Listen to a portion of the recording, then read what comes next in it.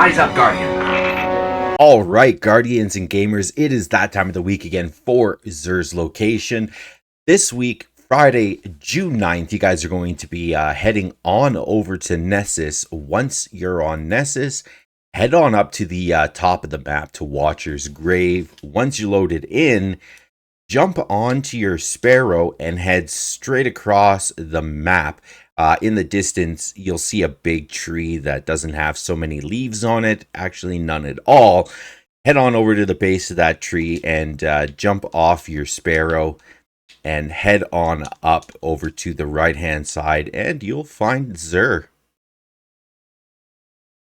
So this week, as always, Zer has his exotic engram for sale that you guys can buy for the 97 legendary shards or one exotic cipher. And the big one up this week is the Graviton Lance Pulse Rifle. If you guys haven't picked this up, definitely be doing so. It absolutely claps some cheap in PvE and works amazingly with your Void subclass builds. Let's take a look at the Graviton Lance, what the perks are on it. So the main perk is Black Hole. So second shot of a burst rips a hole through space-time, doing high damage and recoil with no fall off. Now that's a big thing with absolutely no fall off to damage. Yeah, definitely absolutely amazing perk on this. We've also got the fitted stock, and the other perk is Cosmology. Now when you hit a target, basically this thing spawns like little orbs of absolute destruction. So killing with this weapon causes enemy targets to detonate and spawn void projectiles that track targets. So if when you get the kill with this, if there's other enemies around, this thing is going to send these little flying balls of death onto nearby enemies. Absolutely be picking this up. And moving on over to the Hunter exotic for this week, we've got the Orpheus Rig leg armor, and this is another one that works amazingly with your Void subclass. So let's take a look at the main perk on it. So the main perk is Uncanny Arrows. So provides ability energy for each target tethered by deadfall anchors, Mobius quiver, and has an additional shot.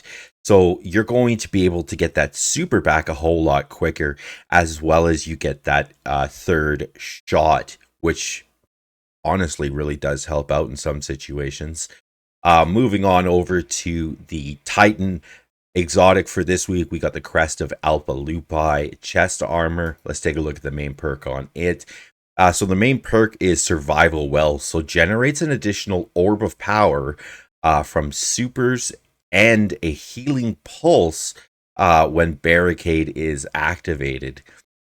So a lot of people in that content, or in a lot of the content, use their barricades, just for that ability to get away from the enemies firing at them. So having that healing pulse, I think this would actually really help you out with a lot of the Titan builds, or, it could be something to lean into with a lot of those Titan builds. Next up for the Warlock this week, we got the Claws of Ahamkara. Take a look at the main perk on it. So the main perk is the Whispers. Gain an additional melee charge. Charged melee final blows spawn an orb of power. So if you're looking to gain those armor charges and picking up those orbs, whether it's to get a little bit of that health back or some of the other benefits, what we got going right now for picking up orbs of power, I would definitely be grabbing these as well. Moving on over to the legendary weapons this week, we've got the Cold Denial Pulse Rifle with Zen Moment and Sympathetic Arsenal. Tears of Contrition Scout Rifle with Triple Tap and Mulligan. Brass Attacks Sidearm with Surplus and Wellspring. And the Cartesian Coordinate Fusion Rifle with Under Pressure and Swashbuckler, which isn't too bad of perks for this. And we've got the 7th Seraph Shotgun with Lead from Gold and Shield Disorient, which honestly wouldn't be too bad right now, seeing that there's a lot of enemies that do have shields. So that shield disorient will definitely help, and lead from gold will definitely help. We've got the threaded needle fusion rifle with rangefinder demolitionist. So if you're looking for another void fusion rifle, be picking this up. And my pick for this week, and I've been using this thing for a while, is the gnawing hunger with these perks: Zen Moment and Rampage.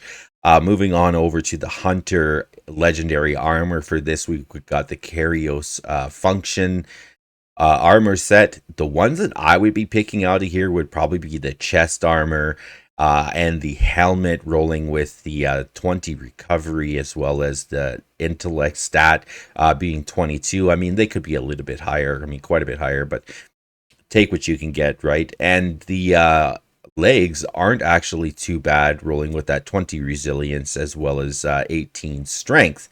And moving on over to the DMT this week, we're rolling with force times a charm. So the main perk on the DMT is chaining precision hits grants bonus target acquisition and range. And it's also cranial spike. I think I left that out. We've also got the hand laid stock, force times a charm, light magazine, as well as small bore. So moving on over to the Hawkmoon this week, we're rolling with Killing Wind. The main perk for the Hawkmoon is paracausal shots. So final blows and precision hits with the Hawkmoon grant stacks of paracausal charge. The final round in the magazine deals bonus damage based on the number of stacks, and then stowing the Hawkmoon on the final round removes this bonus. So make sure you're using all of those shots of paracausal charge before you swap weapons. We've also got the combat grip, like I said, Killing Wind, alloy magazine, and fluted barrel. Everybody, if you can do me that favor, hit that subscribe button, hit the like button, come check us out live. We're usually running 4 days a week. Sometimes on Saturday we do 2 raids, so we'd love to have you guys there. Hit us up at youtube.com/@Starset7Gaming. Until next week, you guys all take care and be safe out there.